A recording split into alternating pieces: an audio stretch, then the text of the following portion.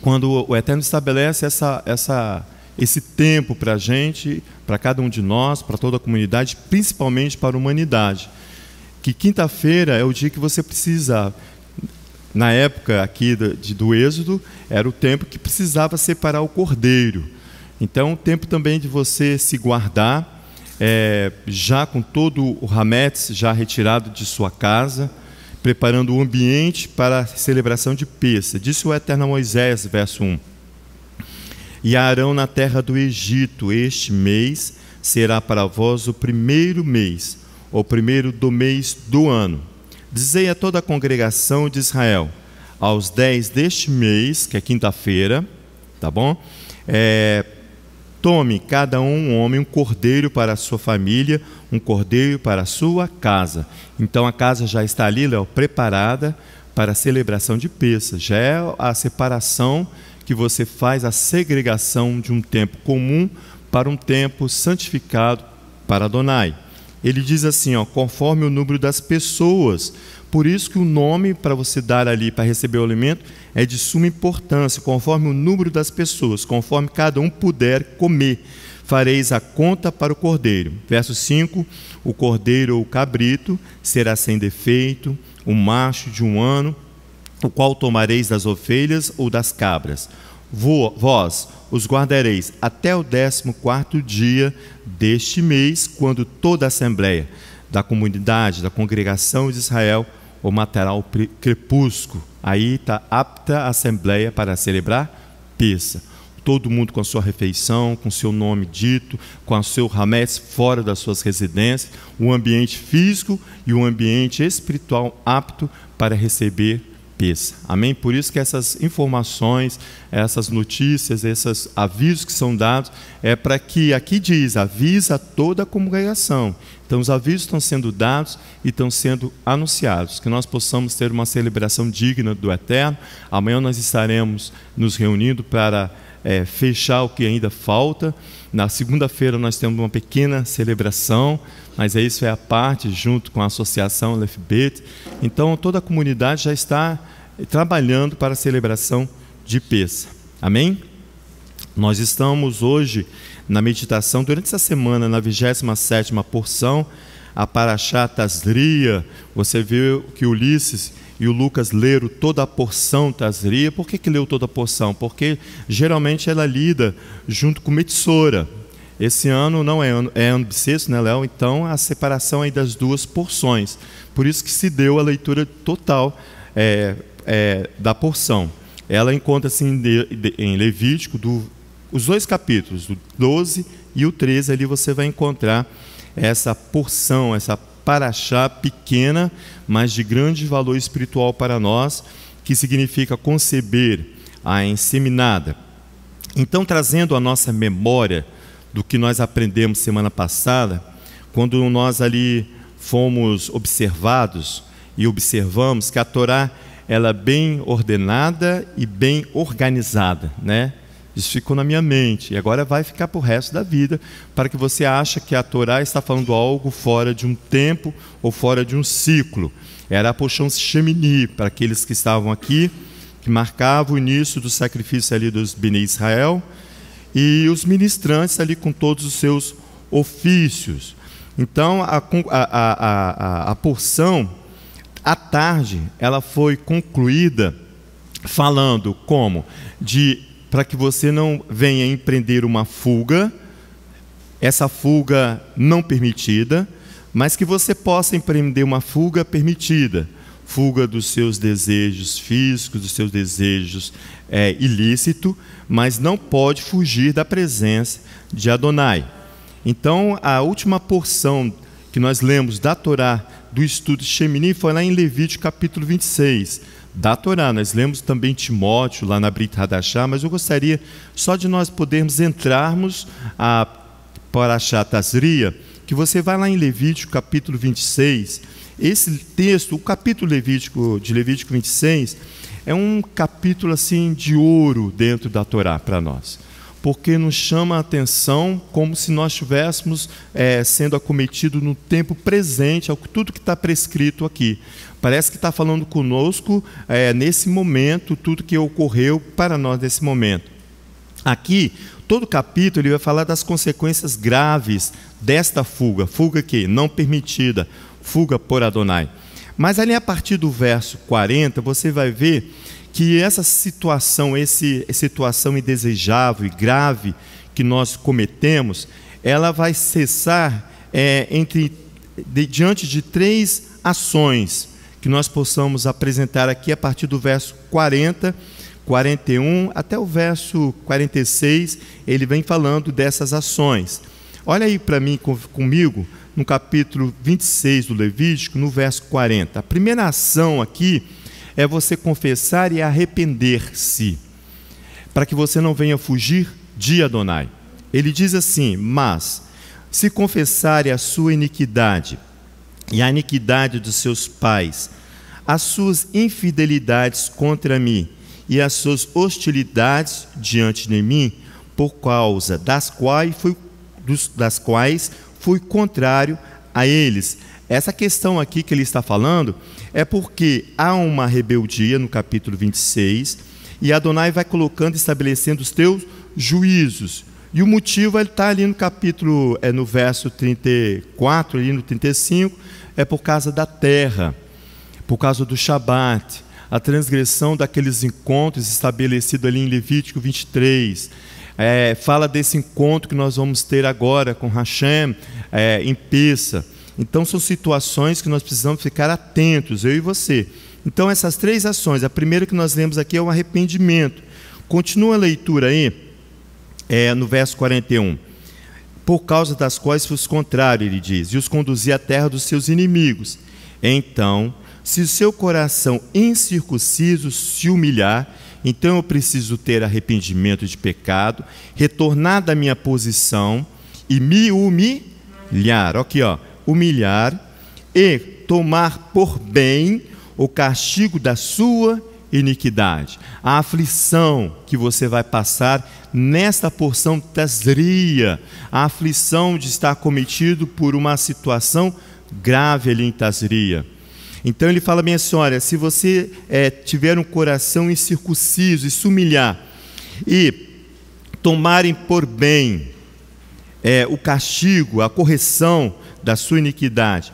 Aí ele fala bem assim no verso 46: lembrar-me-ei da minha aliança com Jacó, e da minha aliança com Isaque, e da minha aliança com Abraão, e da terra me lembrarei. Terra essa que é contaminada pela minha e pela sua transgressão. Aí nós vamos entender como é que ele começa ali a porção Tazria, que é uma porção que vai falar a mim e a você também. Aqui a porção, ela é concluída apresentando a porção. Volta um pouquinho aí na sua Bíblia, vai lá no Êxodo, Levítico, capítulo 11, para você ver como é que foi concluída aqui a porção Levítico, capítulo 11, que nós vamos ali ouvir o último versículo da porção Shemini, um dos últimos, né? Ela termina no verso final do capítulo 11, e nós vamos adentrar ali no capítulo 12. No verso 45 diz assim: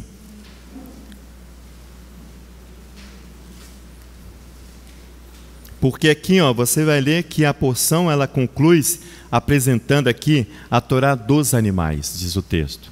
A Torá é a legislação dos animais, mas a sua aplicação é toda sobre nós, porque ele vai falando aqui no capítulo 11 daquilo que é puro e daquilo que não é puro, daquilo que é permitido, daquilo que não é permitido consumir de animal. Ele diz assim, olha, no verso 45: eu sou o Eterno, que vos fiz sair da terra do Egito. Ele está falando de Pessa.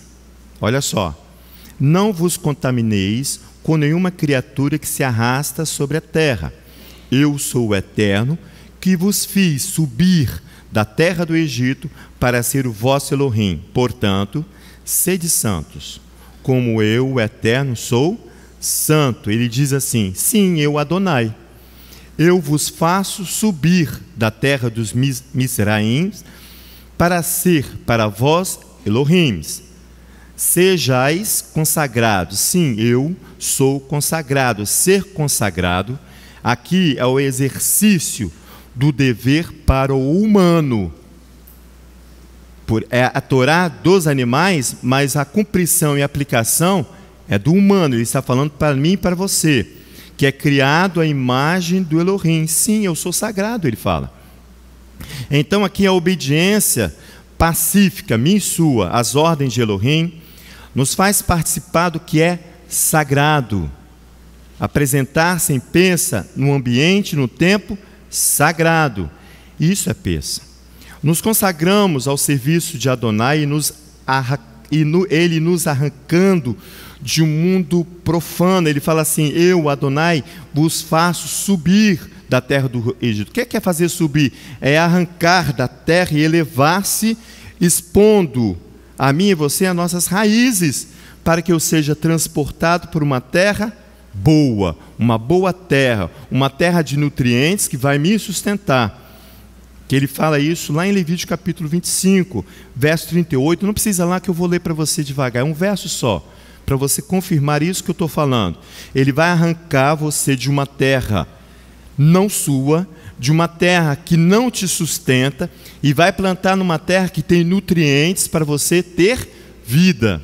E isso é para mim e para você. Ele diz em Levítico, lá no verso 38, capítulo 25: eu, Adonai, vós Elohim, eu vos tirei da terra do Mitzraim, para vos dar a terra de Canaã, e ser Elohim por vós. Então ele já arranca de uma situação ilícita ou de uma má situação, e vai plantar em uma terra que tem nutrientes para te sustentar, a mim e a você. Sustentar a nossa postura diante de Adonai, para que nós possamos prosseguir em vida com Ele. Amém? Volta aqui no capítulo 11 do Levítico para a gente concluir. Ele diz assim no 46: eis a Torá do animal, do volátil, de todo ser vivo que rasteja nas águas e todo ser que abunda sobre a terra. 47, para separar o contaminado do puro. Está vendo como é para mim e para você? Para separar o contaminado do puro, o animal que se consome do animal que não será consumido. A Torá, ela é clara e ela é enfática. Ela fala bem assim: eu que vos faço essas coisas, diz Adonai. Então ele se torna inquestionável. Porque senão você vai para o cientista e vai dizer assim: olha, Adonai falou para você não consumir, porque o animal X contém isso, contém aquilo, contém aquilo. Aí você entra na loucura que está aí o mundo, e você deixa de comer aquilo que é permitido por Adonai. Por isso que ele fala assim: fui eu que falei. Então você obedeça. A ordem é essa. E interessante que Tsaria conceber, ela vai tratar deste assunto porque ela aborda as condições aqui de impureza. O estado de uma ordem natural, que é Zara, uma impureza de ordem natural, que fala de uma condição de uma aflição, de um estado de contaminação, que é Tamê, que se encontra ali, capítulo 12 aí, que você vai ver que encontra-se a mulher dando à luz um filho ou uma filha, e ela adquire ali um estado de contaminação, cuja contaminação se dá também através do estado Zarat, a partir do capítulo 13, é outra condição. Essa condição aqui é pela idolatria. Então nós temos duas aqui aplicações na porção Tazria: uma, um contágio de uma contaminação natural, porque a mulher vai gerar um filho, ele gera uma contaminação, e outro pelo estado adquirido a partir do capítulo 13, que você encontra ali, a nossa versão comum, Léo, chama de lepra, né? Mas é uma situação aí que vai expor, para mim e para você, vai expor na minha e na sua pele, na sua face, que há um problema que precisa ser resolvido, e esse problema não adianta ligar para o Leonardo, para a Lorena, que eles não vão te ajudar. Nessa questão medicina não, Léo. Você pode procurar o Leonardo, porque espiritualmente ele pode te ajudar. Mas aqui é uma questão de pureza adquirida. Médico, ele na condição de médico, ele não terá uma resposta para você. Então, mas como sacerdote ministrante, sim, porque essa contaminação dar-se-á pela idolatria, que vai contaminar o templo, o ambiente que você está, e também a terra. E ambos, tanto a contaminação natural, comum, essa pela gravidez da mulher, quanto essa de estado adquirido pela minha idolatria, todas duas, elas necessitam passar por um rito de purificação após uma análise detalhada do ministrante. Então, ambas vai ter uma observação detalhada do ministrante. Então, você que está grávida, e quando ganhar seu filho, você tem que observar esse rito aqui, para que você... Por quê? Porque toda vez que eu e você nos contaminarmos, nós precisamos retornar ao ministrante. Se você, numa condição contaminada, pastora, e eu também, ou aquela que está aqui inseminada, teve o teu filho, não retornar para se apresentar aos ministrantes, o rito não foi feito, a purificação não ocorreu. Então, Tazria vai começar a falar dessa situação. Eu preciso retornar ao ministrante, ao sacerdote, para ver se a minha condição está apta para voltar ao serviço à casa. Os ministrantes, os levitas, tinham e têm o dever de especial e um especial interesse nas questões da pureza e impureza. Os ministrantes, os levitas, tinham e têm especial interesse nessas questões, nas questões de pureza, daquele que está impuro e do ambiente que está impuro. Então, é de interesse do ministrante e dos levitas nessas questões. Por que é do interesse dele, do ministrante? Primeiro, porque a Torá assim o define como função do ministrante.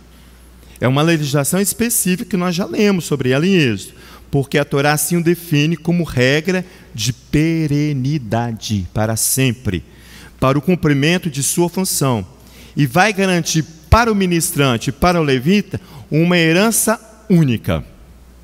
Aí você fala bem assim, mas a Torá não diz que o levita e o ministrante têm herança. Tem sim, uma herança única. Por isso que vai haver interesse do ministrante, esse que conhece Torá, de que você, numa situação, eu e você, de situação de impureza, possamos retornar a ministrante, a ele. É de interesse do ministrante, para que ele possa cumprir a sua função e ter essa herança única. Vai lá em Levítico, aqui, volta um pouquinho no capítulo 10, para você ver. Levítico vai tratar todas essas questões que nós vamos conversando. Ele diz assim, no capítulo 10 de Levítico, nós conhecemos esse texto muito bem, do 10 ao 11.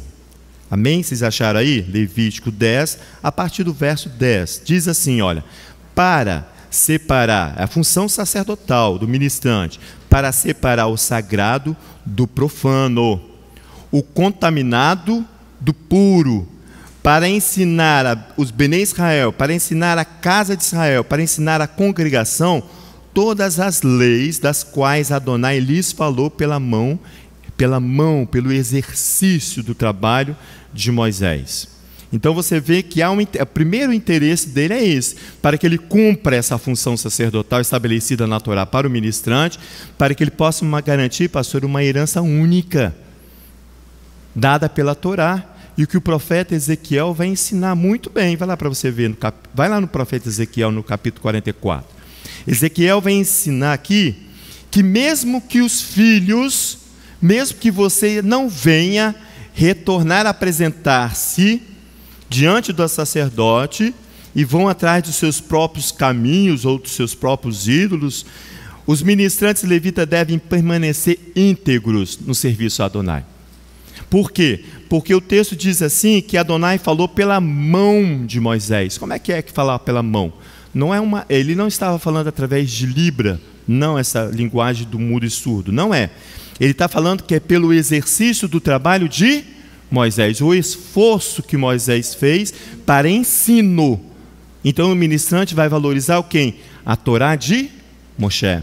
Então tudo isso está vinculado a conceber, a tasria, você vai ver que a condição de impureza vai trabalhar tanto o ministrante quanto aquele que precisa retornar ao ministrante. Eu falei no profeta e não fui. Ezequiel capítulo 44, vamos a partir do verso 15 fazer a leitura. Diz assim o texto, Ezequiel 44, verso 15: Mas os sacerdotes levitas, os filhos de Zadok, que guardaram a ordenança do meu santuário, quando os filhos de Israel se extraviaram de mim, quando não retornaram ao ministrante devido às suas faltas e às suas impurezas, ele diz assim: chegar-se-ão a mim, mesmo assim, para me servirem, e estarão diante de mim, para me oferecerem a gordura e o sangue, diz o Eterno Elohim. Eles entrarão no meu santuário, e se chegarão à minha mesa, para me servirem, e guardarão a minha ordenança. Quando entrarem pelas portas do átrio interior, estarão vestidos de vestes de linho, não se porá lã sobre eles, quando servirem nas portas do átrio interior dentro do templo, é o rito do sacerdote. Coifas de linho estarão sobre as suas cabeças, e calções de linho sobre as suas coxas. Não cingirão de coisa alguma que os faça transpirar. Saindo eles ao povo, no átrio exterior, despirão de suas vestes, porque as vestes pertencem ao santuário, são as vestes que são para a consagração dos levitas, dos ministrantes. Despirão suas vestes com que ministraram, e as porão nas santas câmaras, e se vestirão de outras vestes, para que com as suas vestes não santifiquem o povo. Então é o povo que tem que vir ao ministrante para receber a avaliação se você está puro ou impuro, se você está apto ao serviço ou não apto ao serviço, porque o sacerdote tem interesse, é interesse dele isso aqui. Olha, vamos até o verso 28 para você ver como que isso é bonito, como que o profeta trata isso dentro do sistema de rito da Torá. Ele diz assim, olha, verso 20, a sua cabeça não raparão, nem deixarão de crescer o seu cabelo, antes, como convém, tosquearão as cabeças. Nenhum sacerdote beberá vinho quando entrar num átrio interior. Não se casarão nem com viúva, nem com repudiada, mas tomarão virgens da linhagem da casa de Israel, ou viúva que for viúva de sacerdote.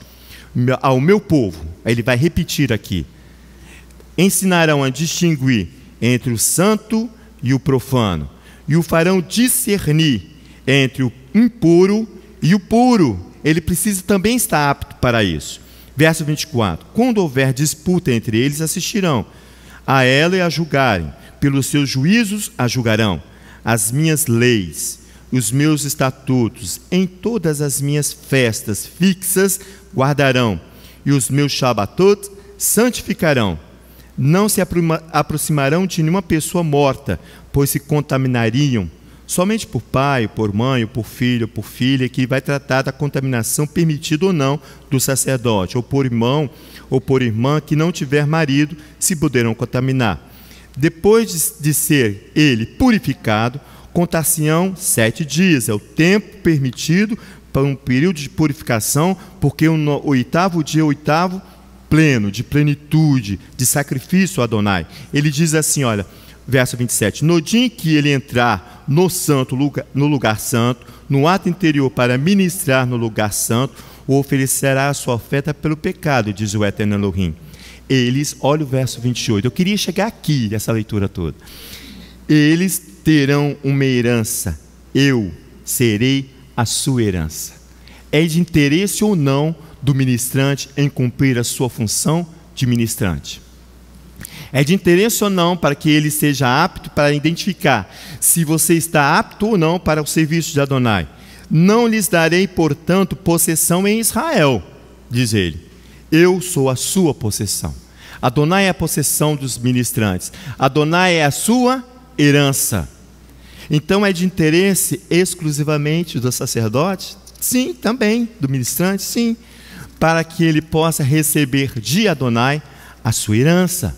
O segundo interesse é garantir que se cumpra os rituais da casa, ou os rituais sacrificiais, que tem por objetivo aproximar os homens do seu Elohim e garantir, Léo, que nós possamos celebrar Pessa. Olha o interesse, primeiro interesse, de que você identifique, você ministrante da casa, identifique se A ou B está apto ou não, e essa avaliação você pode também fazer. O salmista ensina aí no Salmo 61, tranquilamente, Salmo 67 também fala sobre isso. E o segundo interesse é garantir que nós possamos celebrar a Pessa, para que você possa garantir o acesso da comunidade ao Elohim de Israel, para livrar o povo do risco da morte e a cidade possa encontrar paz, shalom. Você vai se encontrar num dia com Adonai em sacrifício de Pessa. No outro dia, você vai levar o shalom, a paz, através do Halel. Vai lá em Levítico capítulo 16, volta lá. Levítico capítulo 16.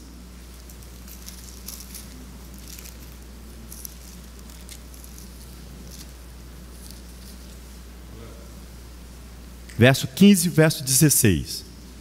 Ele vai enfatizar em Número 18. no versículo 20, sobre ele própria herança. Números capítulo 20. Espera aí, deixa eu ler então para você. Precisa não lá, gente, eu vou ler. Marcelo está falando que em Números capítulo 18, ali no verso...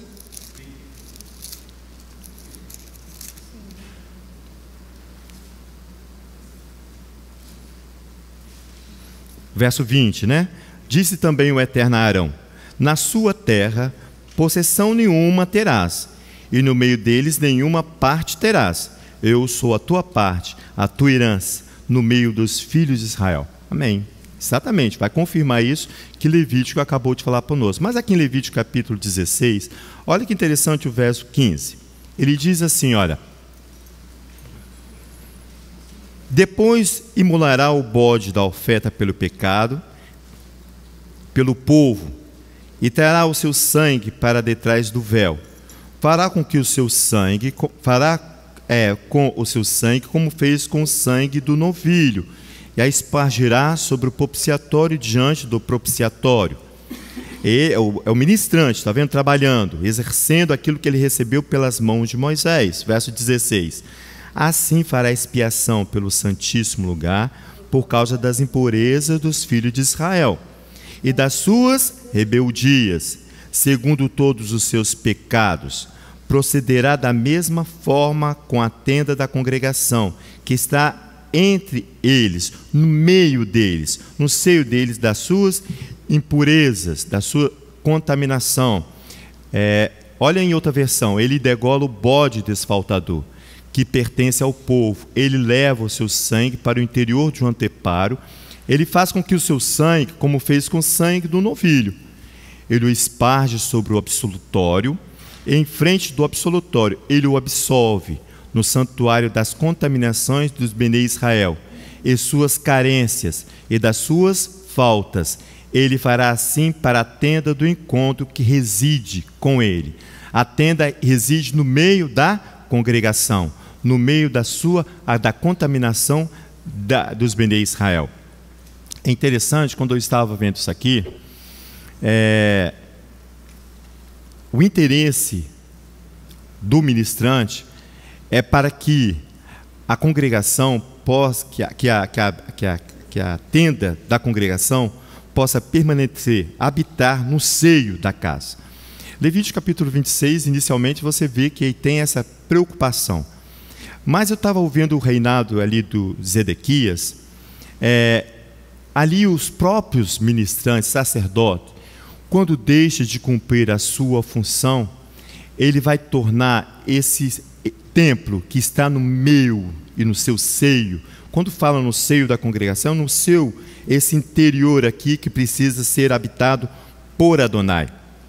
Quando você deixa de cumprir o rito, você é a ausência da função sacerdotal em você, você mesmo vai tornar o ambiente impuro. E isso é grave, muito grave. Vai lá em 2 Crônicas, para você ver isso. Segundo Crônicas, capítulo 36, você vai ver ali o rei Zedequias. Deixa eu ir lá. Achei. Ali no verso 11 e o verso 16. Segundo Crônica 36, lá atrás. Vamos fazer a leitura do verso 11 em diante. Para você ver que a ausência de função, o que ocorre? Por isso que é de interesse do sacerdote, para que você não venha, nem eu e você venha impedir daqueles que se passaram por um rito de purificação, se purificarem, ter acesso a Adonai. No capítulo 36, verso 11, diz assim: era Zedequias da idade de 25 anos, quando começou a reinar, e 11 anos reinou em Jerusalém. Verso 12: fez o que era mal aos olhos do Eterno, seu Elohim, e não se humilhou perante o profeta Jeremias, que falava da parte do Eterno. Também se rebelou contra o rei Nabucodonosor, que o tinha feito jurar por Elohims. Endureceu a sua cerviz, o rei Ezequias, e tanto que se obstinou no seu coração, não voltou ao Eterno, o Elohim de Israel. Diante dessas impurezas, ele não retornou ao Elohim de Israel. Além disso, verso 14: todos os chefes dos sacerdotes e o povo se tornavam cada vez mais infiéis, seguindo as abominações dos gentios e contaminando a casa do Eterno que ele tinha consagrado em Jerusalém. Você vai ver que a ausência da função do sacerdote, o sacerdote pode existir, pastora, mas se ele estiver ali ausente das suas funções, olha o que vai ocorrer aqui. Diz o verso 15: o Eterno, o Elohim de seus pais, enviou-lhe a sua palavra sem cessar, por meio dos seus mensageiros, vai anunciando à congregação, porque se compadeceu do povo e da sua habitação, da casa dele e do povo. Ele diz assim: mas eles zombaram dos mensageiros de Elohim, e desprezaram as suas palavras, e escarneceram dos seus profetas, até que a ira do Eterno subiu tanto contra o seu povo, que não houve mais nenhum remédio, não houve solução para a enfermidade do povo, por causa do sacerdote que não cumpre a sua função. Hoje de manhã eu estava lendo ali Yeshua, quando aquela mulher toca ali nas abas, no tzitzit de Yeshua, ele fala, ela faz uma observação ali, que ela fala bem assim: eu não encontrei ninguém que tenha força, ela fala. Ninguém que tenha força. A força que ela fala ali no texto é um sacerdote de pé. Roma dominava plenamente, não havia um sacerdote de pé. Yeshua, com seu tzitzit, passa por ela, 12 anos ela com fluxo de sangue, ela é contaminada, está meio uma contaminação, e ela toca, ela fala assim: fui eu que toquei, porque não encontrei ninguém forte. Ela diz assim, nós vamos ler daqui a pouco uma versão que diz: eu não encontrei ninguém forte no momento. Pode falar, pastor. Não, eu estou pensando aqui, Léo, que mesmo que o líder ele não seja religioso, se ele anda em toda essa impiedade, quem vai sofrer é o povo. Porque Ezequias é um rei não religioso. Esse aí é Ezequias que você está falando. Ezequias é um líder civil aí. Civil, é um rei. Civil, mas ele tinha que cumprir as suas funções. Quem sofre é o povo. Quem sofre é o povo. Quem sofre é o povo. Por isso que às vezes tem que se levantar um forte no meio do povo. No meio do povo, um forte que vai praticar a civilidade. Aquilo que a senhora ensinou semana passada. Não é força física, não. É uma força que olha para os céus. Isaías fala que ele não tem essa força. Adonai, e ouve e vai fortalecê-lo para que ele o faça. Isso. Aí você vai encontrar o rei Joiada ali, ele vai colocar guardas na porta. E esses guardas, eles vão impedir quem está impuro. Ora, como é que um guarda, Léo, vai identificar quem é puro e quem não é puro? Ele tem que saber as leis e os ritos da casa. Aqui, ó. Para que ele possa colocar, ele vai colocar guarda nos templos. É um rei. mas ele vai tomar uma posição diante do seu reinado para que o templo não venha sofrer de contaminação. Queria só. Pensa aí.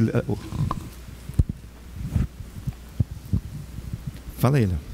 O fato que a pastora Sandra está chamando a atenção de que não necessariamente é um líder religioso, precisa ser bem visto isso. Porque muita gente pode olhar para a Torá de Tazria, que é essa que está sendo ensinada hoje, capítulo 12, e falar, isso aqui é uma prática para os religiosos. Nós vamos ver isso daqui a pouco. Aí está o grande perigo de nós queremos limitar a Torá dentro de um aspecto religioso. Não, o Eterno falou porque porque se nós formos viver pela religiosidade, nós cairemos nos 3 erros: no judaísmo, ou no cristianismo, ou no islamismo. Então a Torá não se apega afetivamente a nenhuma das 3. As 3 são afetivamente ligadas à Torá, mas a Torá não se apega afetivamente a ninguém. Pois bem, um dos ritos que o Talmud mais separa tempo para falar tem uma seção do Talmud chamada Nidá. Nidá é a impureza. É a impureza. É você fazer a separação entre o que é santo e o que não é santo, que é o que a Torá de hoje está ensinando. Aí muitas vezes as pessoas olham e falam assim, quando uma mulher parir um filho, ela durante 7 dias estará imunda, e no 8º dia o texto diz assim, né? No 8º dia será circuncidado o prepúcio. Prepúcio do menino. As pessoas esquecem de um detalhe que tem embutido aqui.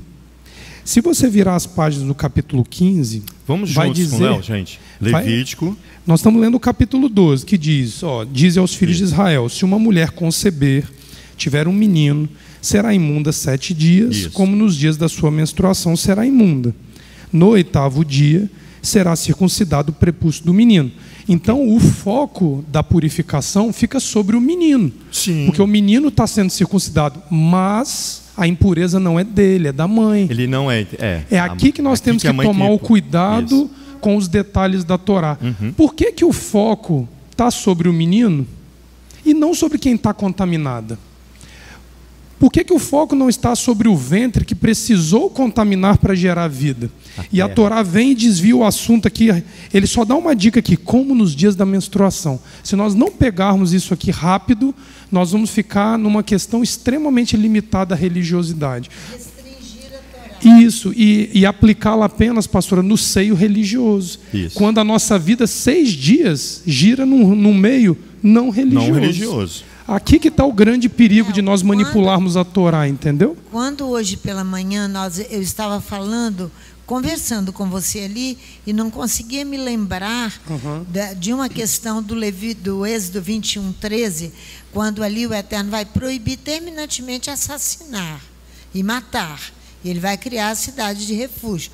Mas ali é o interessante notar na Torá que entre a lei civil e a lei religiosa não tem aplicação de diferença nenhuma. Ela é exatamente igual. Eu anoto isso aqui, não há distinção qualquer entre uma lei civil e uma lei religiosa. O conceito de aliança inclui ambas, a civil e a religiosa, como a expressão da vontade de Adonai revelada. É isso aí. Então não restringe a Torá apenas, por isso que eu falei, aqui não se restringe ao líder, ao prefeito da cidade ou ao governador da cidade, ao restringir apenas aqui os homens da casa de oração.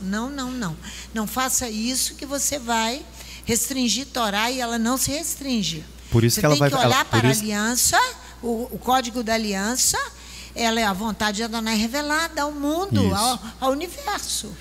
Quando ele nos leva a Tazria, ele fala que aquilo ali é para a humanidade. Lembra que eu te perguntei? Por que ele vai tratar uma diferença de um termo de contaminação, de um nascimento, de um gerar, diferente do gerar natural, de um gerar da terra? Lembra ontem à noite nós conversando ali, eu te perguntei isso. Aí a senhora falou assim, é questão espiritual, né? E realmente é. Porque quando ele Tazria a inseminada, o termo vai falar de algo que é terra, o Eterno falou assim, é para a humanidade. Ele tira o foco do religioso, que nós estamos falando aqui, e vai ampliar, exatamente. Exatamente. Ele vai ampliar para que você possa e eu entender que não é a questão religiosa que somente. É exatamente isso. Porque aqui, o problema todo que o Eterno está nos sensibilizando antes de Pêssego é para que nós não fujamos. A fuga, exatamente. E aqui é o perigo da fuga. É aqui que eu quis enfatizar por que o texto foca no 8º dia. A circuncisão é tão debatida aí aos 4 cantos desde que ela existe, como sinal para a casa de Israel e etc. E por que as pessoas não observam o detalhe que tem sobre a mulher aqui nesse detalhe? Porque aqui, Leomar, nós vamos nos encaixar. Nós, que eu digo humanidade. Humanidade, isso. Humanidade olhando para a sua condição de mulher que gerou em impureza. A humanidade. É isso que precisa ser visto aqui no texto. Porque o texto, se nós virarmos aqui a página, no capítulo 15 verso 28, é a continuidade das leis de nidade, purificação. O texto vai dizer assim, ó, quando ela, a mulher, né, estiver livre do seu fluxo, é Levítico, capítulo 15, verso 28. Quando ela estiver livre do seu fluxo, contar-se-ão 7 dias e no dia seguinte será limpa. Então a pureza da mulher coincide com o dia da circuncisão do menino. Sim. Mas aí você prende o foco só no... Aí que a religiosidade nos escapa. Aí nós nos tornamos fugitivos do mandamento, porque nós colocamos um outro sobrepondo. Isso aí, Léo. Amém. Aqui que é o perigo da fuga, porque você fica cativo aí, ó. Porque Pêssego não foi uma fuga do Egito. Pêssego foi uma remoção por meio das mãos de Adonai, derrotando o Egito. Baruch Hashem. Nós não fomos fugitivos que pularam o muro e saímos correndo. Não. Numa tentativa de fuga. Não, Adonai se legitima ao Egito para arrancar um povo. E aqui, ó, que está o problema. E aqui, para quem se restringe à gravidez física da mulher, igual tem algumas aí que estão grávidas, lá o profeta Isaías, no capítulo 54, vai dizer: canta ao estéril que não tivesse filhos e a desprezada que não deste à luz. Ele está dizendo que se você pega a palavra de Adonai e se dedica a ensinar alguém, você está gerando ali um filho. Amém, Léo. Tazria se amplia para a norma de conhecimento da palavra pelos filhos da Torá. Quem ouviu Torá é filho da Torá. Amém. Então cai dentro da legislação de que ao 8º dia tem que ser circuncidado. Por quê? Para eu não me tornar um fugitivo. Isso. E voltar ao 8º dia eu já tenho um sinal na carne física, e aí precisa ter a concepção de que o coração do homem se torna o alvo de Adonai para esta circuncisão, para que o homem, uma vez tendo ouvido Torá, não se torne fugitivo das suas obrigações para com a Torá. Amém. Mas a mulher aqui, ó, que é o problema, porque ninguém enfatiza as leis de pureza dela, porque o 8º dia de circuncisão do macho sobrepõe. Mas aqui no 8º dia a mulher tem que ir às águas para se limpar. E aí, aqui que vem o perigo, e eu vou me pegar na sua frase inicial do que você falou, porque a legislação de Tazria é por causa da idolatria. O texto aqui não está falando nada de idolatria. Mas os rabinos talmúdicos dizem que o termo nidá, da impureza da mulher, usado como ciclo de purificação da mulher depois da menstruação, é uma aplicação tardia da palavra, moderna, porque primitivamente era usado para a purificação do homem que se envolveu com ritos idólatras. Isso aí. Isso no conceito mosaico era nidá. Você se envolver com outra Torá, com outra lei, com qualquer outra legislação que vá de encontro à Torá de Adonai, você precisa mergulhar nas leis de nidá para se purificar. Você sabe por quê, Léo? Porque nós somos essa mulher aqui, ó, Leomar. A humanidade. Nós todos que buscamos um feito maior, que é a circuncisão do filho, para escondermos a nossa necessidade de purificar. Exatamente. Aqui que está a fuga, ó. Porque a fuga, aquela de abriu a porta do presídio e saiu escondido, não é dessa que Adonai está muito preocupado. Ele não está preocupado com essa aí, não. Ele está preocupado quando o homem que ouviu Torá se esquiva dela. Amém. Sorrateiramente. Quando José Lins fugiu lá da casa de abrigo. Isso. Casa do migrante. Do migrante. Quando ele foge ali, eu tinha certeza absoluta que ele estava fugindo de Torá. Eu tinha certeza absoluta. Eu vou para bem distante, que eu não preciso. Tanto é que não retornou. Não, ainda não. Fica quieto que ele vai retornar. Pastora, é dessa legislação aqui que Yeshua, lá em Marcos, acho que é capítulo 12, se eu não me engano, ele vai arrumar um problema com os fariseus pela questão da lavagem das mãos. Porque os fariseus cobram a higienização das mãos dos discípulos. Mas aí Yeshua vem dizendo assim, aí vocês pegam a higienização das mãos e junta com a dos vasos, com a dos utensílios. Vocês sobrepõem o sentido maior da purificação em prol do rito que vocês criam para vocês mesmos. Porque o rito vai elevar o homem. Aí que é o ponto. E ali ele está acusando eles de serem fugitivos do real sentido de purificação, que é lavar as mãos. É disso que se trata a peça. Nós não podemos fugir do significado maior de peça, que é sair de um sistema que nos conduz pelas mãos de homens e cair na mão de um sistema conduzido por Adonai, chamado Torá, que é único, é universal e é obrigatório para todos. Eu que tirei, eu que conduzi. Ele toma para si. Por isso que o sistema, quando ele toma para si, o sistema religioso e o civil se unem, porque Adonai está na comando. É único. Adonai não separa lei civil de lei religiosa. Não separa. Portanto, o homem... É o homem que faz essa fuga. Mas ele foge por causa das suas emoções. Ele das suas carências. Das suas emoções. E ele se torna um prisioneiro dele mesmo. Aqui, ó. Deixa eu voltar aqui o texto, Léo. Lá em Levítico 12. Vamos lá. É só virar aqui. Obrigado, Léo, pela sua contribuição. Aqui em Levítico 12, vai falar exatamente disso que o Léo acabou de falar, tazria, conceber. Aqui inicia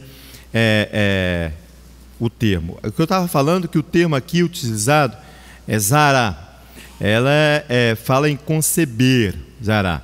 E você vai encontrar na Torá outros termos, também fala de concepção, de gerar. Mas aqui é diferente. Vamos ver. Olha o verso 1. Adonai fala a Moisés para dizer, verso 2, fala aos Bnei Israel para dizer, uma mulher que é inseminada e dá à luz um macho, fica contaminada durante 7 dias, conforme o dia da sua menstruação. Aqui no hebraico é nidá, como o Leonardo já falou. Em sua dolência ela ficará contaminada. Lá no verso 5 ele vai dar ênfase novamente à mulher. Olha aí, ele diz, se dá à luz uma fêmea, ela fica contaminada durante 2 semanas, conforme a sua menstruação, nidá. Durante 66 dias ela habitará no sangue da sua purificação. Aqui fala assim, em sua dolência. A mulher nesse momento encontra em sofrimento, em aflição, por causa da sua contaminação. E ela que é humilhada, a mulher. Leonardo botou a expressão de que a mulher somos nós, a humanidade, se encontra humilhada. Mas o homem não quer permanecer nessa humilhação. Aí ele vai sobrepor o rito de uma circuncisão que eleva a qualidade do ritual dentro de uma comunidade religiosa. E outros ritos que vão elevar, em detrimento aos outros, vão elevar-se para que a comunidade se identifique com o religioso. Nós estamos cansados de ser debatido contra isso. Mas a casa não faz isso, a casa não faz aquilo. Eles esquecem o básico da Torá. O texto diz que eles vão esquecer o básico da Torá, por causa dessas questões. Em sua dolência é isso, ela fica em total sofrimento. A expressão verbal aqui, conceber, inseminada, tem suas variações. Você vai encontrar ela como hará, né, que é conceber, que é gerar, dar luz. E essa concepção hará é diferente de zará. Nós vamos ver, não sei se vai dar tempo, mas à tarde a gente volta para a gente ver essa condição, que é a condição que Adonai fala que é para a humanidade. Aqui, nessa outro verbo, hará, hará, que fala também de uma concepção, ela geralmente, esse termo, ela é usada para descrever o resultado de uma concepção alcançada pelas relações sexuais. Você teve relação com seu esposo, você teve lá e ficou inseminado. O termo aqui não é zará. Ele não vai tratar desse assunto que nós estamos conversando. Ele vai tratar de um assunto de que você ficou gerado e deu à luz numa relação sexual normal aí. E que vai dar ênfase aqui, Léo, a geração de uma descendência sanguínea. Quando você vê aí que os homens estão procurando uma descendência sanguínea de todas as formas. Eu estou procurando porque eles vão procurar vários caminhos. Mas é legítimo. É legítimo. Eu não estou falando... exatamente. Ele vai buscar um caminho para... Obrigado pelo seu termo, vou usá-lo, para ocultar o que está ilegítimo nele. Então ele usa esse termo aqui, hará, muito almejado pelos homens, cuja conquista é por meios próprios. Ele vai pagar, ele vai fazer algo que vai identificar com uma relação física com os seus pais, nossos pais. Porém, relação física com os pais, ela é legítima. Ela é legítima, ela existe. Ela é autêntica, nós aprendemos isso, porque ela está selada no pacto ali com Abraão, Isaac e Jacó, ela se torna legítima para mim e para você. Porém, a garantia dos benefícios desta... Combate o tempo todo. Yeshua ele é tremendo nisso aí. Os benefícios aqui dessa descendência genética que o homem busca, ela só se mantém se houver uma adesão ao pacto. Se não tiver essa adesão, você vai gastar dinheiro, tempo. Quem vai legitimar é o pacto. Então, quando você usa esse termo, Zará não trata disso. Zará vai tratar de uma legislação da humanidade, e ela é para todos. Essa aqui vai ser restrito àquilo que a junção de rabinos definir, que você é ou não, legítimo ou não, através de um sistema que eles mesmos criaram. O microfone. Léo, fica com o microfone na mão. A raiz Zará nós vamos falar daqui a pouco, mas entra aí para a gente poder conversar. A raiz Zará, que você está diferenciando muito bem de Hará, são duas raízes diferentes. Hará é genealogia física, descendência física, legitimidade física. Genealógica. Zará, que inclusive é o nome da loja que o pessoal gosta de comprar, e Zara é de um judeu, é por isso que o nome é Zara, tá? Não sabia. É por isso. Porque eu lembrei Zara, da loja, mas não sabia. Porque Zara é o verbo conceber. É um verbo. A raiz vem do substantivo zera, que não é o objeto da concepção, significa semente. Isso. Semente é o que vai à terra. Isso aí é lindo, Léo, esse negócio aí. É o que vai à Pode terra. continuar. E o homem que vem da terra é Adão, é o terroso. Então ele está indo na gênese da origem humana para dizer, essas são as leis de pureza. Amém. Então ele está falando de algo que cai na terra, ele não está falando do sêmen do homem que vai gerar um ser humano por qualquer relação sexual natural. Isso é hará. É o mais simples de tudo. Zara é da profundidade a qual o homem precisa mergulhar para chegar à origem. O primeiro Adão, puro, santo, a imagem e semelhança de Elohim. Por isso que é complexo. E é para a humanidade toda. Parece que você estava me ensinando a noite toda. É isso aí. Isso mesmo. Não é restrito aos genealógicos. Não é. Isso é amplo, isso atinge a humanidade inteira, porque ele retorna numa raiz adâmica para falar de origem. Então, antes de qualquer coisa, nós temos que legitimar isso daí. Amém, porque Léo. o problema todo hoje em dia é assim, eu caso com uma judia para me esconder por trás disso. Eu arrumo o passaporte judaico para me... É isso, mas é o que eles usam para se legitimar, tendo em si a ilegitimidade. Aí que está o problema. Eu quero ver quando o rabi aparecer na frente dele, botar o dedo na cara e dizer, este não é um hebreu legítimo. Obrigado, doutor. Para Zaqueu ele falou, eis aí um verdadeiro hebreu, né? Foi Zaqueu, né, que ele falou aqui, isso, né? O verdadeiro Zaqueu. hebreu. Mas o perigo é ele olhar para mim e para você dizer, neste não vejo não vos legitimação hebreia. Aparte-se de mim que não vos reconheceis, você não se identifica com o Torá. É isso que ele vai falar. Por isso que o pacto tem que você fazer parte, tem que ser de acordo com o pacto com Abraão, Isaac e Jacó. Vai lá em Deuteronômio, na Torá, para você ver isso. Olha que bonito isso aqui. Isso aí que é Yeshua. Eu posso até ir embora, Léo. Posso até ir embora. Baruch Hashem, eu amo isso aqui, gente. Essa troca de informação aqui, porque são as mesmas informações, porém visões de Torá. Isso é importante para nós. Nós somos aqui em estudo, tá, gente?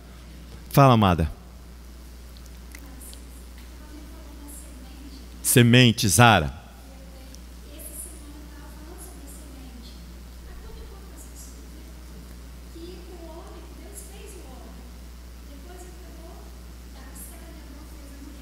Uhum.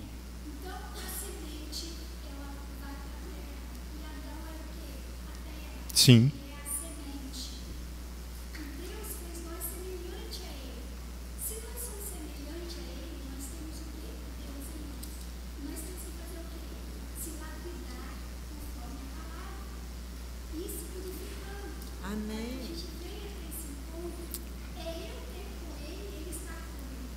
Amém. Se você não voltar ao sacerdote depois de um período de impureza, de afastamento, por isso que fala do retorno. Por isso que ele fala bem assim, sede santo porque eu sou santo. Ele clama a você e a mim para que nós venhamos tornar a qualidade de quando nós fomos criados. Uma semente que vai botar na terra, vai morrer para gerar frutos. O ensino parece, como diz a pastora, é fácil.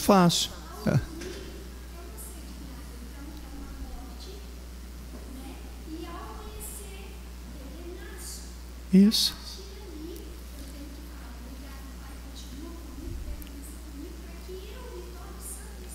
Isso. Por isso que você precisa do Shaharit, da Minhá, do Arvit, para que você possa manter esse relacionamento com o Eterno e eliminar essas purezas que nos contaminam diariamente.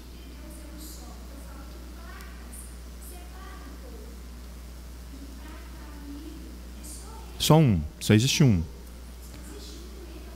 Ele é o único. Isso. Baruch Hashem. São os deuses, né? Vai te desviar do caminho. Isso é verdade. Olha ali Deuteronômio capítulo 7 para você ver que você só tem o benefício da descendência genética se houver uma adesão ao pacto. No capítulo 7, Adonai ali de Deuteronômio, ele vai dizer o motivo, a escolha, a razão ao qual ele escolhe Israel, Bene Israel. No verso 6 do capítulo 7 do Deuteronômio, ele diz assim: sim, és um povo consagrado ao Eterno. Olha só como ele começa. Seu Elohim, o Eterno teu Elohim, te escolheu para ser dele um povo domínio, um povo ao qual ele vai administrar e conduzir entre todos os povos sobre a face da terra, aqui da gleba. Olha o verso 7. O Eterno vos estimou e escolheu não por causa da vossa multiplicidade, não pela capacidade que você tem de se multiplicar, ele disse, entre os povos. Sim, sois menor do que todos os povos. Ele diz no verso 8, sim, pelo amor que Elohim vos porta, pela guarda do juramento que ele jurou a quem? Aos nossos pais. Então, se não houver uma adesão verdadeira e completa, o benefício de pertencer a uma descendência genética corre um sério risco aqui. Ele diz assim: Elohim vos fez sair como um forte. Ele é o forte que vai tirar. Ele te resgatou da casa dos servos, da mão de Faraó, do rei de Misraim, do rei do Egito. O problema é que a concepção, quando ela é observada somente pela descendência da carne e do sangue, ela tem grande possibilidade de cair no campo da insensatez e em desuso. Quando você observa somente a descendência pelo vínculo do sangue ou da carne, você e eu temos grande possibilidade de cair no campo da insensatez. O que é isso? É de você agir sem sabedoria. Eu só estou alongando tudo aquilo que ele resumiu agora. Baruch Hashem, Léo. Dissecando, né? Viu? A palavra médica. Dissecando aquilo que o Léo resumiu para nós. É aquele que age sem sabedoria. Lá em Deuteronômio, quando Moisés canta, ele fala bem assim: o meu povo é gente que perdeu o bom senso. É Ciso que fala também, né? Bom senso. Não há entendimento neles. Ele canta isso aí. Nós estamos orando, eu acho que esse termo, não é? De Deuteronômio 32. Nós estamos orando, eu acho, nesse texto. Ele diz assim: o meu povo perdeu o bom senso. Ele está falando de um povo que tem uma descendência, que busca somente uma descendência de uma origem genética, sem fazer uma aliança com o pacto que ele fez com nossos pais. Então ele vai utilizar, o homem utilizar nessa insensatez, de mecanismos próprios, errados. Quer ver? Eu vou ler isso aí em Deuteronômio. Nós estamos em Deuteronômio. No 32 ali. Eu vou lá no 32 agora para você ver isso aqui. Ele vai falar uma coisa importante aqui para aqueles que agem dessa forma. Ele diz assim no verso...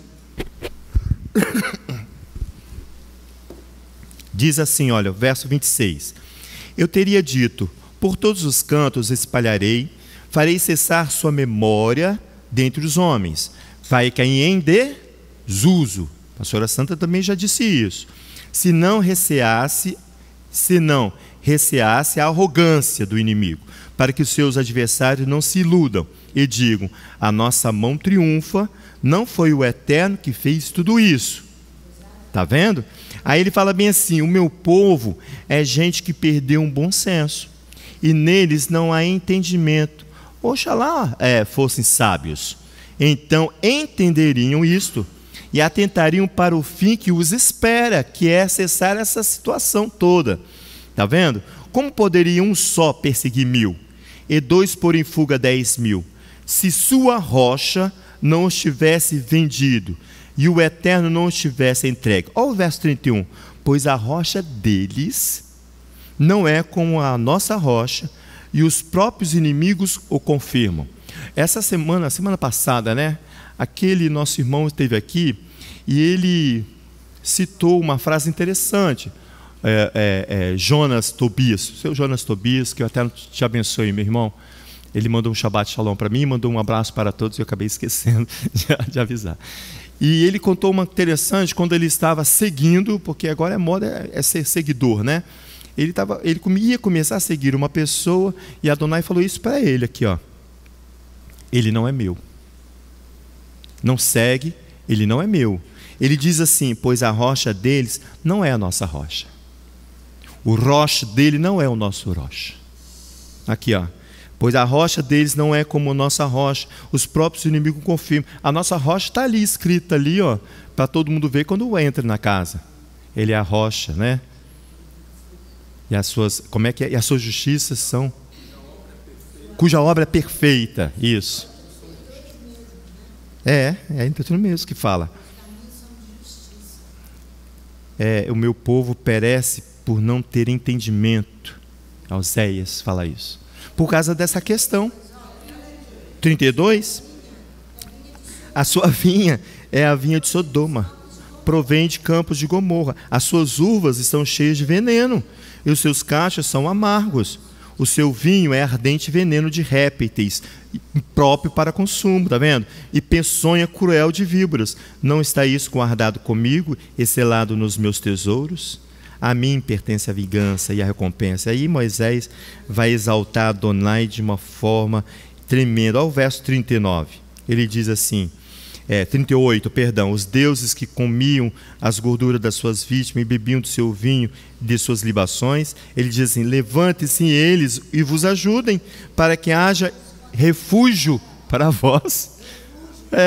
Vai lá se esconder neles, dessa rocha que não é a rocha de Adonai. Não, o ídolo abandona, o Eterno já ensinou isso uns anos atrás. Abandonado por você, isso aí. Vede agora que eu sou, eu somente. Não há outro Deus com ele fala. Não há outro Elohim por mim. Eu causo a morte e restituo a vida. Eu firo e eu saro. E não há quem possa livrar das minhas mãos. Você depende do único Elohim de Israel. Então, esse problema de concepção que é gerado quando você observa de forma indevida o termo hará, porque é legítima a descendência por sangue, é legítima. Então, ela vai perdurar. Na Torá tem um problema gerado aqui com Abraão, nessa questão. Quando ali Agar é um problema familiar ali. Se você pegar aquele problema familiar de Abraão, você chega aos nossos tempos aí, ó, que está aí essa guerra que está aí. Você consegue, lá em Gênesis capítulo 16, encontrar esse problema familiar de ordem genética. Um conceito de uma...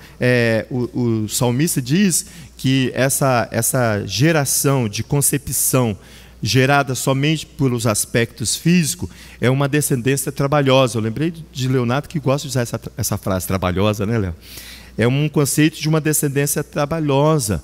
O salmo dessa porção, ela fala isso. Vai lá para você ver que é uma descendência que não tem bom senso, que busca somente as coisas físicas, uma postura física, através de uma religião. Não está pensando na humanidade, não está pensando no próximo, não está.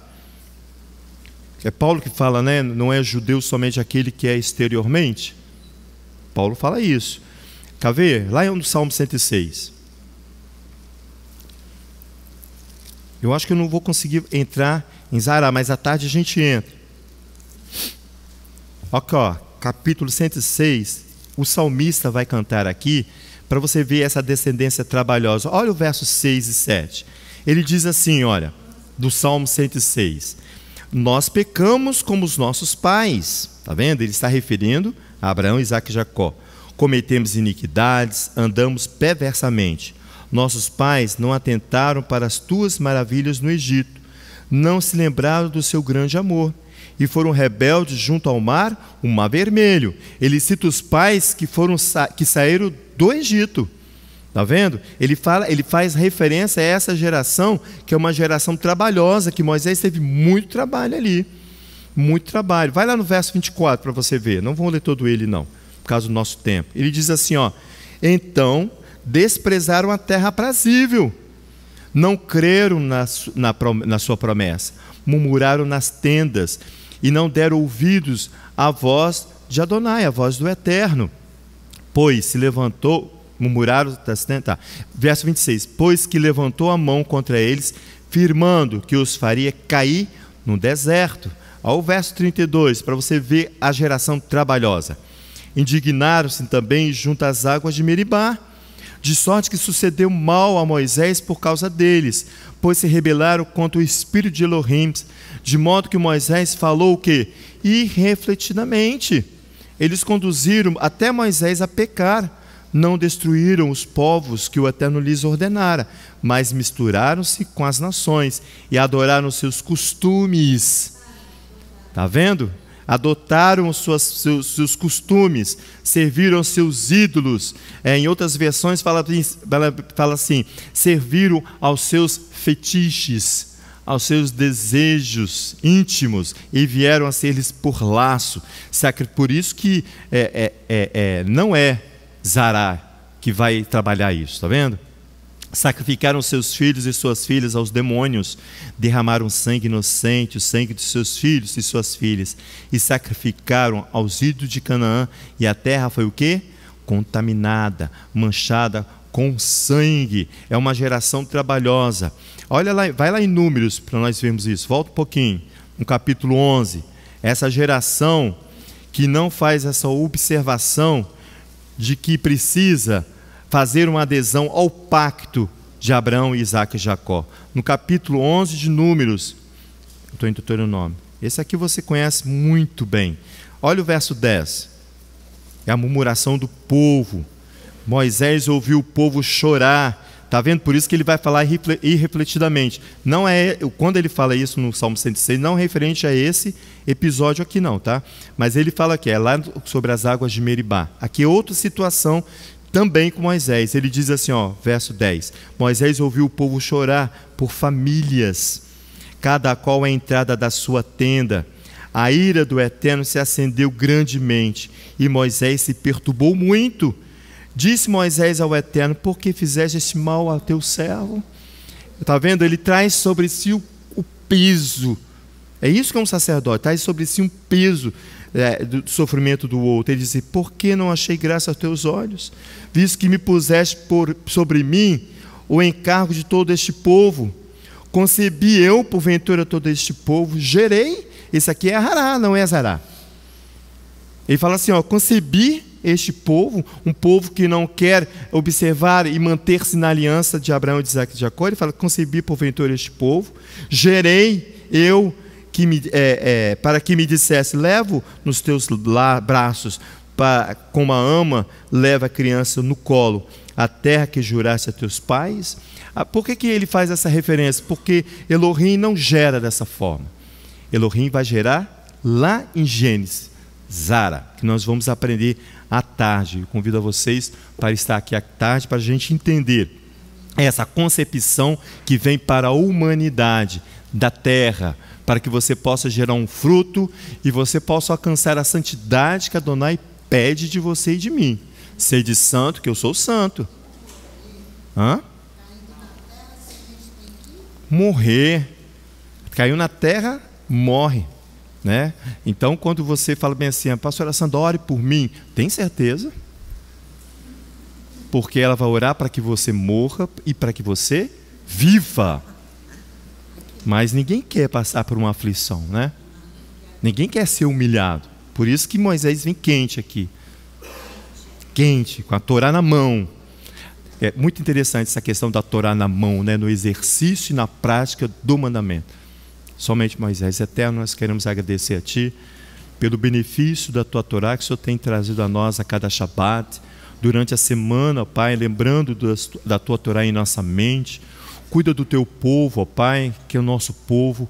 Cuida dos Teus filhos, daqueles que precisam retornar, mas retornar para o princípio básico de Tua Torá, sabendo que nós precisamos fazer uma adesão completa aos nossos pais, Abraão, Isaque e Jacó, sabendo que nós precisamos ouvir as vozes dos Teus servos, os profetas de Israel, que falam em Teu nome, fala até o dia de hoje para cada um de nós, para que nós possamos ouvir e ver a Torá sendo praticada através do nosso Adon Yeshua HaMashiach. Nós precisamos ter vida para isso, para que nós possamos chegar e celebrar Pessa com interesse de coração e de entendimento da Tua palavra. Muito obrigado. Obrigado por esta casa, obrigado pelos Teus filhos, aqueles que nos acompanham de longe, possam receber o benefício do Shabat em suas casas, e assim o Teu nome seja glorificado em todo o tempo, em nome de Yeshua, o Messias. Amém.